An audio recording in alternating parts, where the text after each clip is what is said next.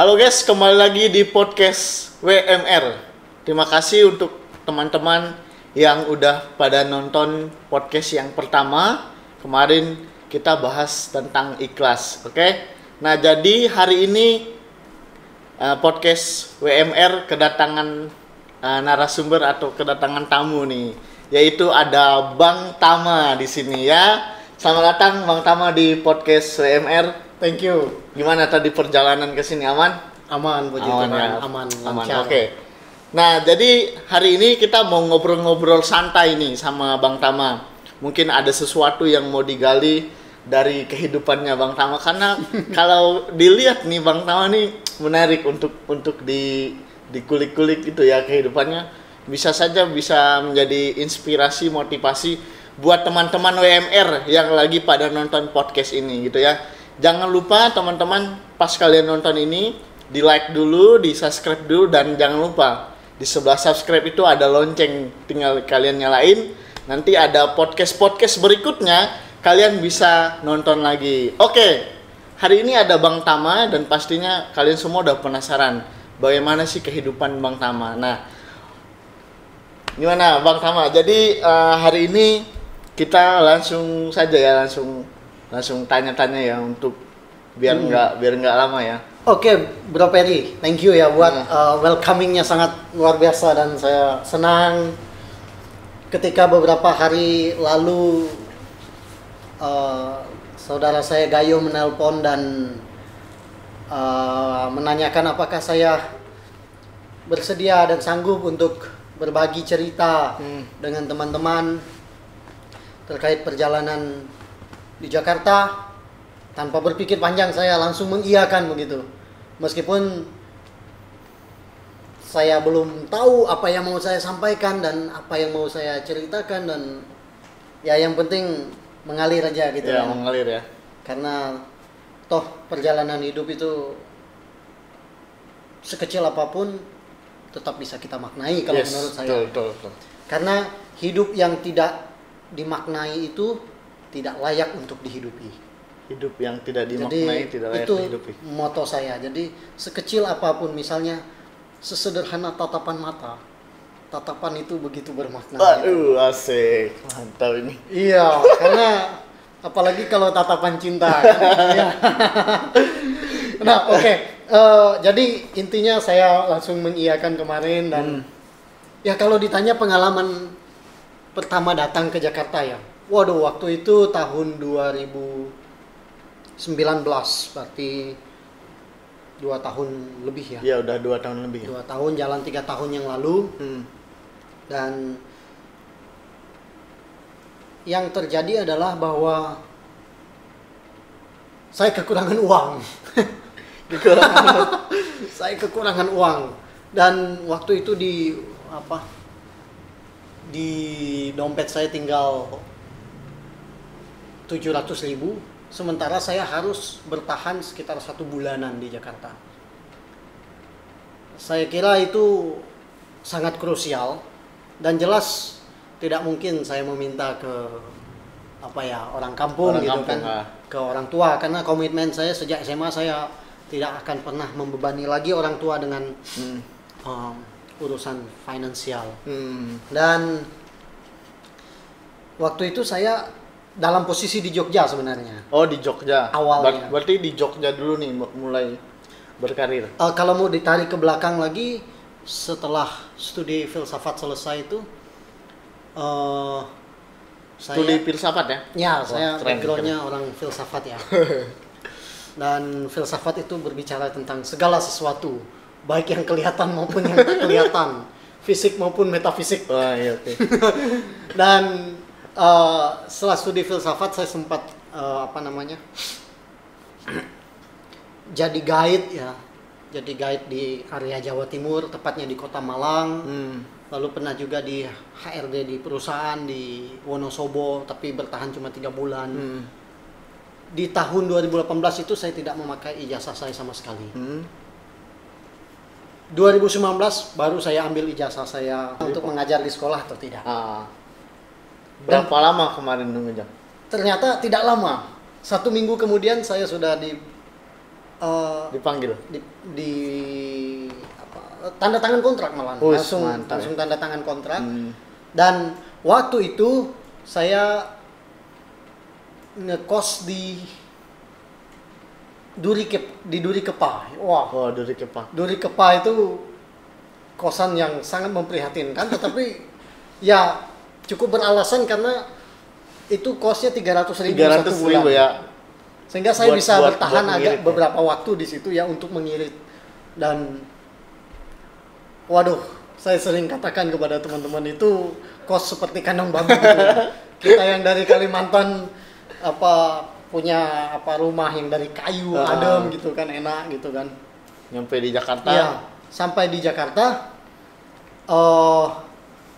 kosnya cuma berdindingkan triplek dengan ketinggian yang nggak begitu tinggi. Dengan begitu konsekuensinya jelas bahwa siang-siang itu panas dan itu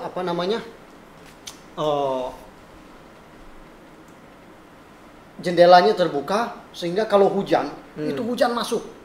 Banyak nyamuk, tidak ada kelambu, tidak ada obat nyamuk. Waduh, sangat menyusahkan ya. Dan toiletnya di bawah dengan keadaan yang sangat-sangat tidak layak sebenarnya, kotor.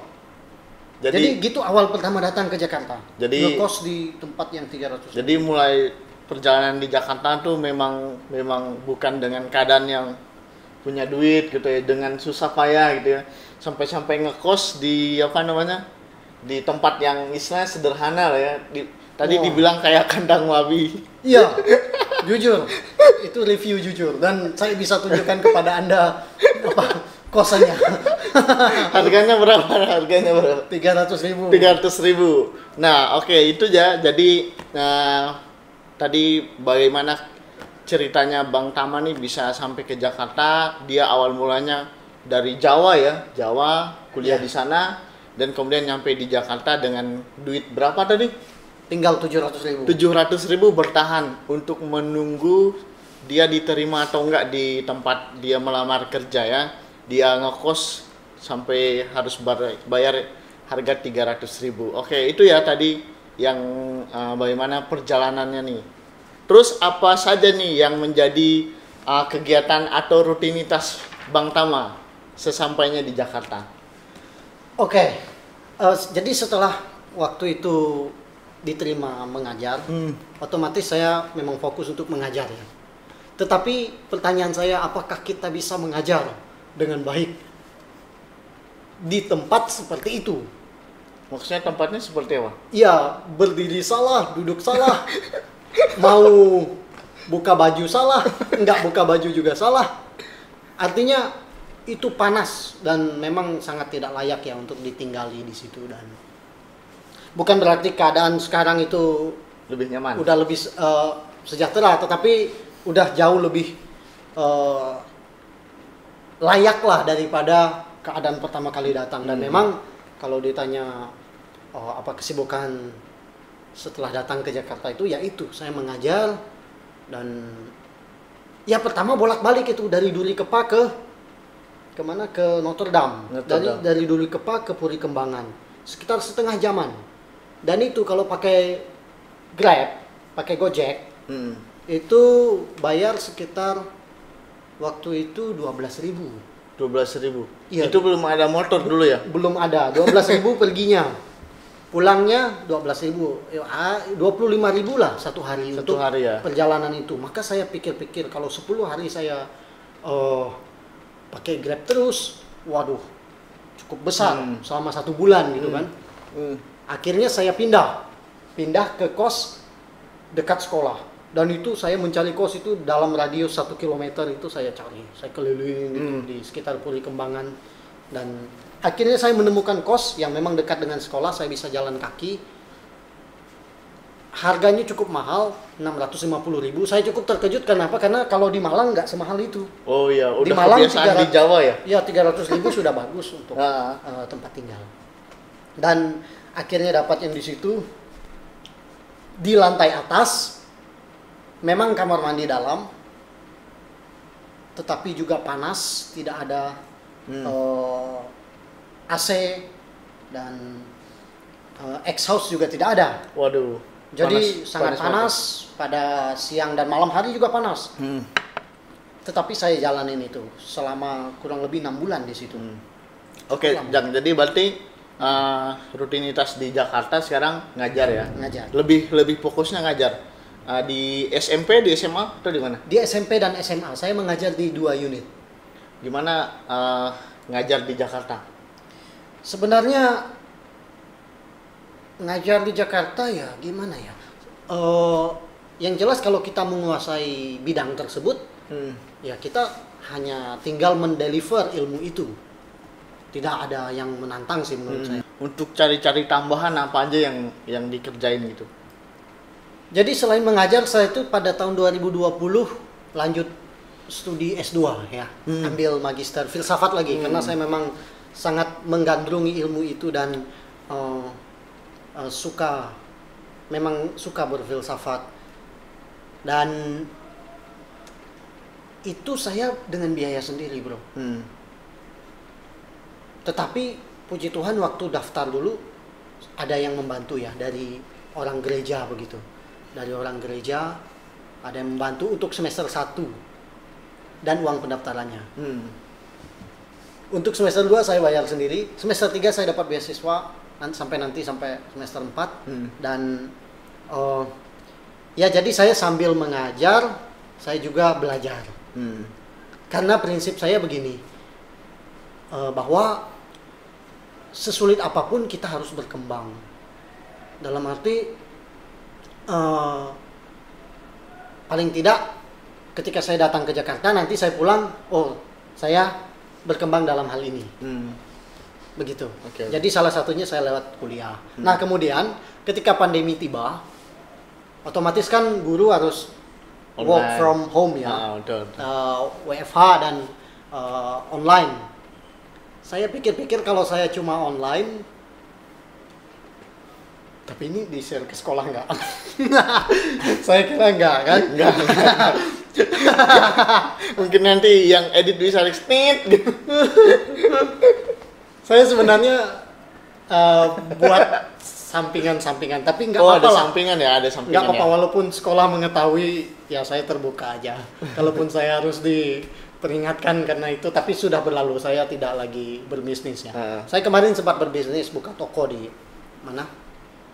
Di Season City ya, di Jembatan Besi ya itu ya, di Pasar Impres. Ya. Buka sembako, sebenarnya prospeknya sangat bagus ya. Dan kalau situasi normal, sangat bagus. Cuma kemarin PPKM level berapa yang paling mengerikan itu? Level 4. Waduh, itu omset bukan cuma turun 10% lagi, tapi minus. Karena kita harus membayar uang listrik, uang sewa bulanan yang 230.000 lumayan gede. Nggak ada pemasukan sama sekali. Nggak ada pemasukan sama sekali. Tetapi puji Tuhan ada jalan. Jadi saya supply sembako itu ke panti jompo dan orang gereja yang saya hubungi kebetulan. Satu orang bilang, "Tam, ini uang bagimu." Nominalnya tidak perlu saya sebutkan ya. Ini uang, kemudian kamu gunakan uang ini untuk supply barang ke panti asuhan sebagai sumbangan. Jadi barang saya yang dia beli, barang itulah yang dijadikan untuk sumbangan ke panti jompo di Tangerang. Beberapa kali saya antar itu paket cukup banyak dengan angka yang cukup besar dan puji Tuhan akhirnya semua barang kosong, kontraknya tidak dilanjutkan karena kalau dilanjutkan lagi cukup besar. Dan dengan keadaan seperti ini yang tidak menentu, untuk sementara vakum dulu di bisnis dan sambil menunggu peluang yang lebih baik tentu saja dengan teman-teman orang Dayak ya. Karena bagaimanapun orang Dayak mesti berkembang di sini. Oke. Nah, jadi selain ngajar juga lanjut S2 sekarang ya? Ya. Lagi ngerjain tesis? Ya, sedang ngerjain tesis sama beberapa waktu yang lalu sempat buka usaha ya. Benar. Dan sempat berjalan dan pada akhirnya juga boleh minum kan? Nah, minum dulu. Ayo, minum. Mantap. Ngopi guys. Boleh.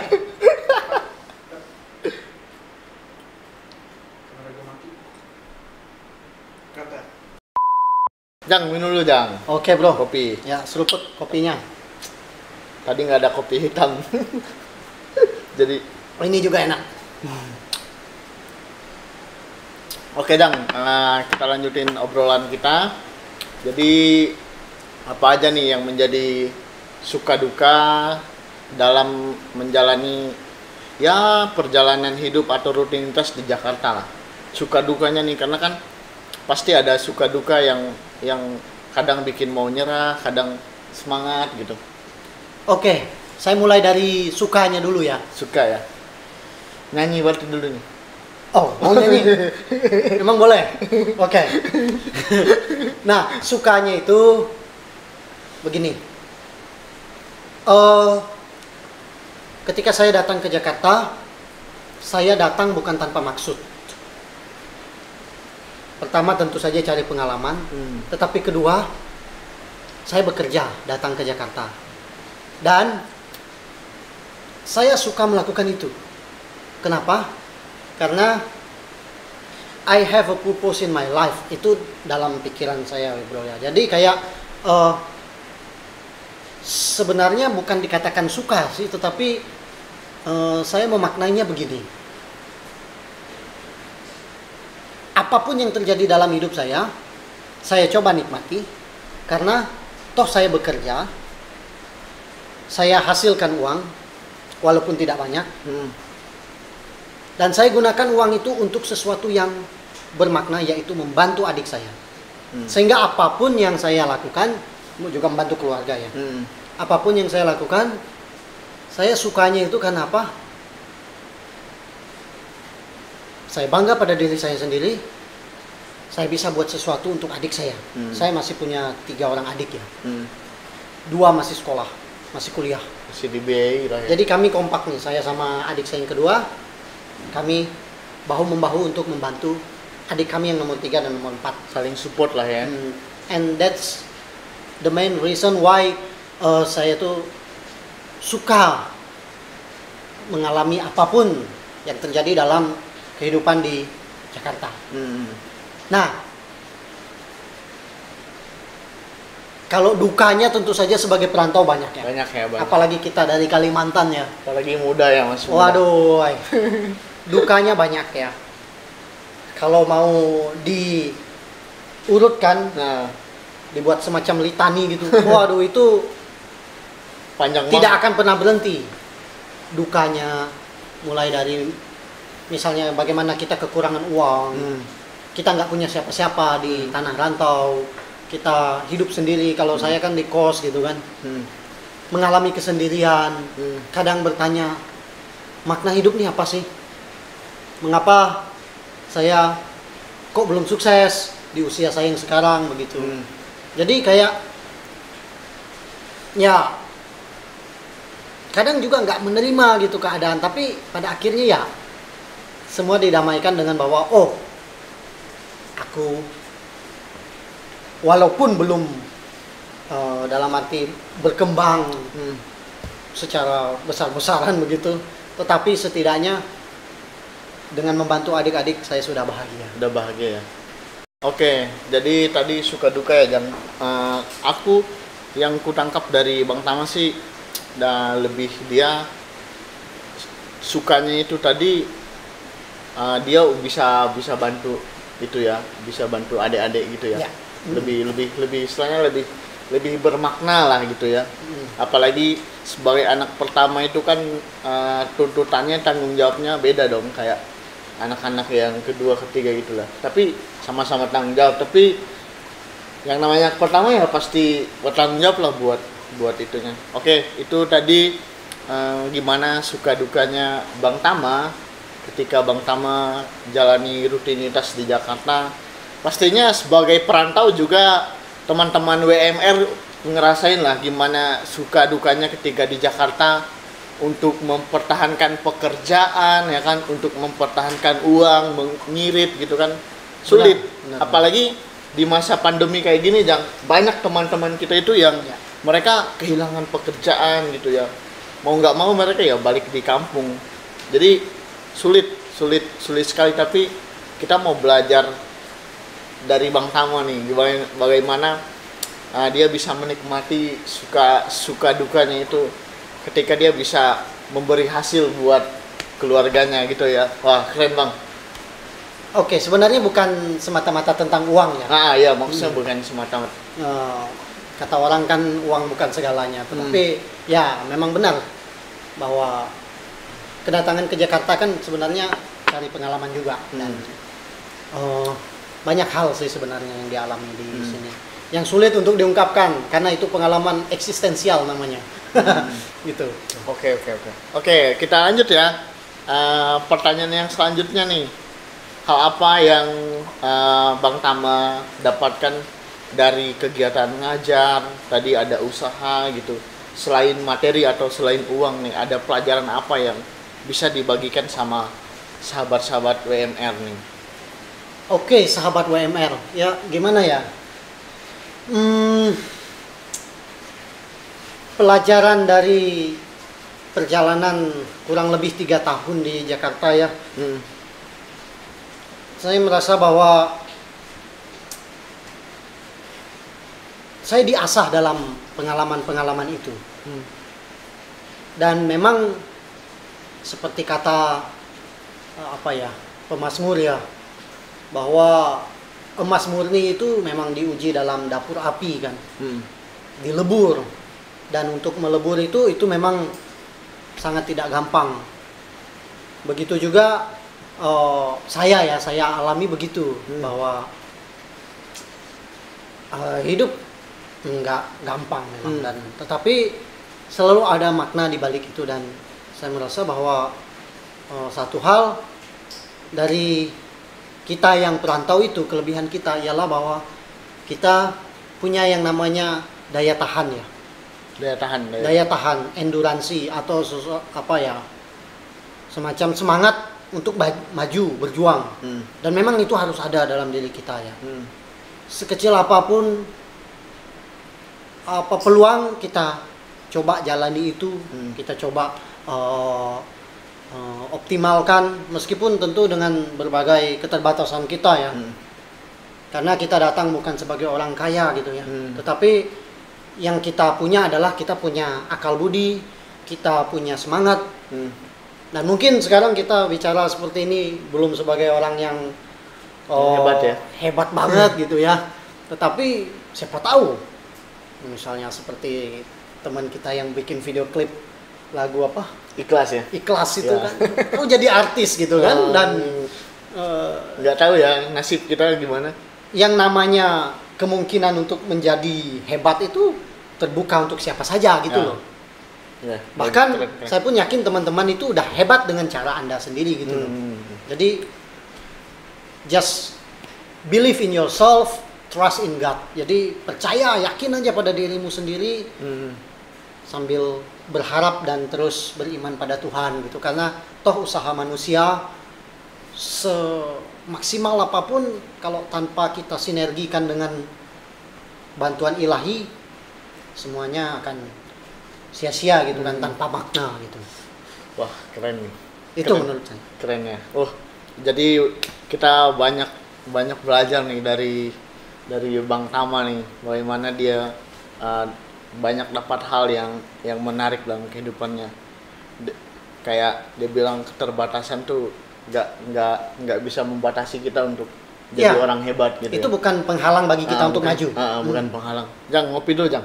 Oke. Sebelum mantap. Oke nih, sahabat WMR, kita udah mau closing nih pembicaraan kita hari ini. Jadi udah banyak sampai salah ngomong. Udah banyak banget nih hal-hal yang Bang Tama kasih ke kita, bagaimana proses kehidupannya, ya perjuangannya di Jakarta. Jadi semoga apa yang udah Bang Tama kasih buat kita semua nih, bukan hanya kami tapi buat teman-teman WMR yang lagi pada nonton, semoga bisa mereka dapat sesuatu lah, dapat berkat lah istilahnya ya. Amin. Dari pembicaraan kita saat ini gitu ya.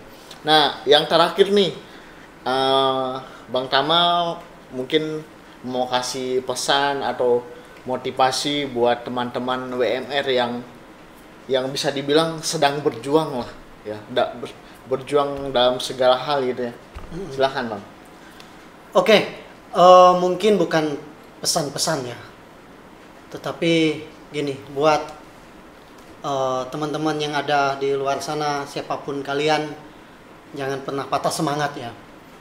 Saya selalu memotivasi teman-teman dari daerah misalnya, saya selalu katakan bahwa kita memang bukan dari keluarga yang kaya ya, tetapi Tuhan sudah memberikan kepada kita itu kekuatan, yaitu pikiran juga semangat juang. Nah, semangat itulah yang nggak boleh padam. Kita percaya aja, kita maju, kita optimis. Toh hidup itu seperti roda yang tidak mungkin kita di bawah terus gitu kan. Kita tidak tahu apa yang Tuhan siapkan di masa depan, tetapi kita percaya bahwa waktu Tuhan itu pasti yang terbaik. Rancangan Tuhan itu adalah rancangan keselamatan gitu kan. Dan walaupun saya belajar filsafat ya, dan filsafat itu sangat rasional ya, tetapi saya menyadari bahwa seperti apapun keadaan kita nggak boleh meninggalkan Tuhan. Dan untuk kita semua yang sedang berjuang, cara yang paling gampang untuk memotivasi diri adalah ingatlah akan siapa yang Anda perjuangkan.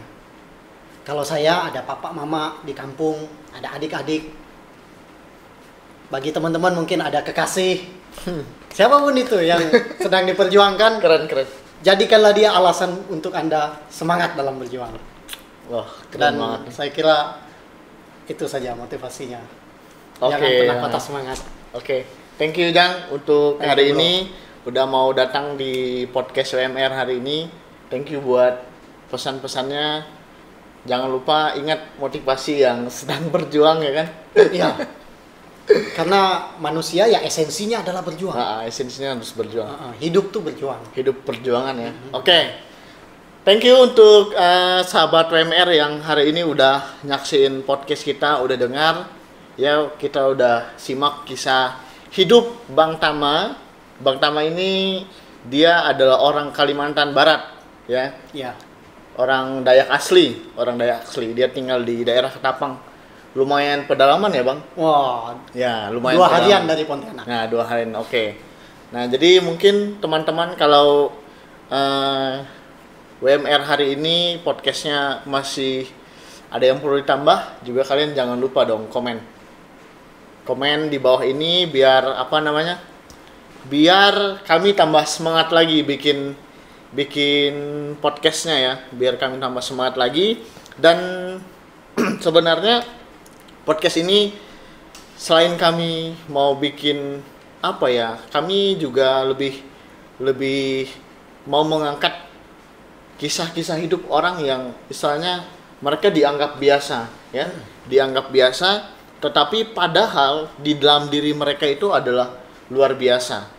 Nah, jadi itu tujuan kami membuat podcast ini. Oke, Jang, sekali lagi terima kasih banyak udah datang hari ini. Thank you, Semoga pekerjaan, kuliah, rutinitas apapun yang dikerjakan berjalan lancar dan tetap menjadi inspirasi buat teman-teman WMR ya. Amin. Buat keluarga semuanya. Amin. Ya. Thank you, bro. Oke, thank you ya. Pasti. Oke, sahabat WMR, thank you buat hari ini. Buat bincang-bincangnya kami sudah selesai. Jangan lupa kalian terus nonton ya podcast WMR ya. Jangan lupa kalian subscribe, di like ya, di komen dan di nyalakan loncengnya. Terima kasih. Sampai jumpa.